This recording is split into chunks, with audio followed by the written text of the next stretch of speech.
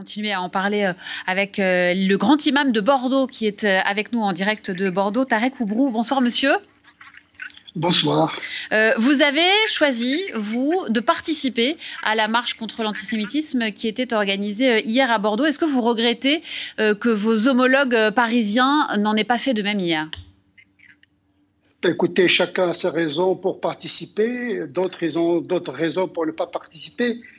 De toute manière, pour moi, je pense qu'il était opportun et significatif et très symbolique que les représentants du culte musulman soient présents dans cette marche parce que le mot d'ordre donné est celui de la défense des valeurs de la République et la lutte contre l'antisémitisme.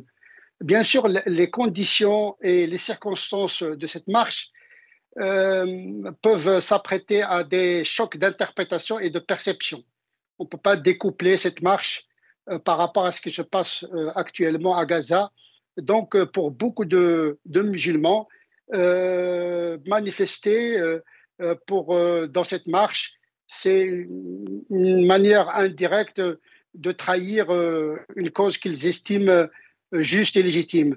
Pour ma part, il ne faudrait pas importer ce conflit sur notre territoire et faire une démarcation entre nos postures politiques concernant ce qui se passe au Proche-Orient et le vivre ensemble et la paix civile en France. Donc il faut faire une démarcation dans la lutte et pour des causes qu'on estime justes. J'ai participé parce qu'il s'agit de lutter contre l'antisémitisme et je pense que la lutte contre l'antisémitisme est une lutte contre un mal contagieux qui peut frapper également d'autres communautés. Donc, les musulmans ne sont pas à l'abri du racisme. Donc, lutter pour la cause d'autrui, c'est lutter d'une manière indirecte ou directe pour sa propre cause. Je pense que nous sommes un seul corps, c'est le corps de la République. Nous devons vraiment nous renforcer. Il faut vraiment manifester une solidarité par rapport à nos concitoyens, quelle que soit leur religion. Il n'y avait pas de drapeau, si ce n'est que le drapeau français, donc il n'y avait pas d'amalgame. La marche, en tout cas, à Bordeaux était sereine, digne.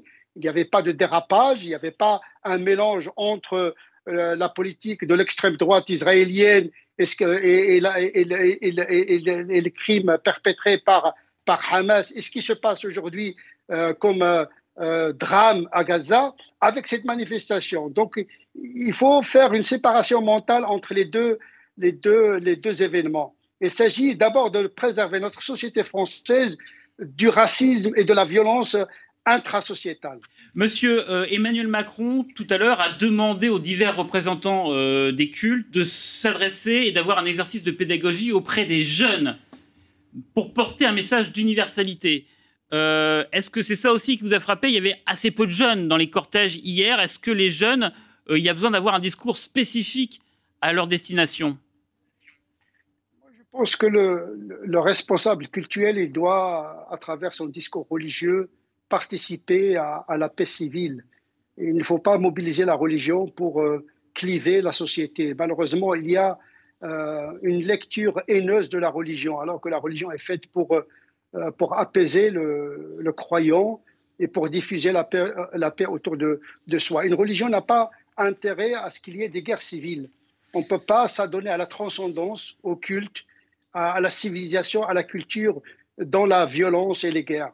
Il n'est pas dans l'intérêt ni de la civilisation ni de la religion d'avoir une lecture identitaire ou théologique qui favorise la violence. Donc on a besoin d'une formation de nos imams et des religions en général à une forme de géothéologie, c'est-à-dire mettre à l'abri la religion de toute instrumentalisation politique ou bien économique. Mais est-ce que, ça c'est la théorie, est-ce que concrètement, vous constatez aujourd'hui un problème dans la jeunesse française? On a vu par exemple sur les réseaux sociaux certains jeunes qui ont pu se réjouir des attaques du 7 octobre. Est-ce que vous constatez une sympathie d'une partie de la jeunesse musulmane de France aujourd'hui envers le Hamas?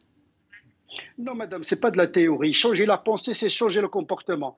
On a besoin d'une culture, initier nos enfants à la complexité de la pensée. La religion n'est pas quelque chose de simplisme. Il y a une complexité dans la pensée religieuse. Nous devons enseigner à nos enfants qu'une religion, c'est une expérience et une intelligence en même temps. Donc il y a de la culture dans la religion, il y a l'enseignement, il y a l'intelligence spéculative. C'est pas de la théorie, c'est l'enseignement religieux. Il faut que nos imams, les religieux, doivent être déjà formés eux-mêmes pour pouvoir diffuser une religion qui apaise les individus. C'est une théorie à visée pratique. Donc la religion, c'est une transcendance, c'est un sentiment, c'est une pensée également. Malheureusement, vu notre société sécularisée, il n'y a pas cette culture religieuse. Il faut introduire le fait religieux dans l'enseignement pour nos enfants. Comment comprendre la complexité d'une religion, quelle est la part du spirituel et du temporel dans la manifestation religieuse. Donc on a besoin d'enseigner le fait religieux, la complexité qui réside dans chaque religion. Merci beaucoup, Tarek Oubrou, d'avoir été en direct avec nous de Bordeaux dans le 19-20 de France Info.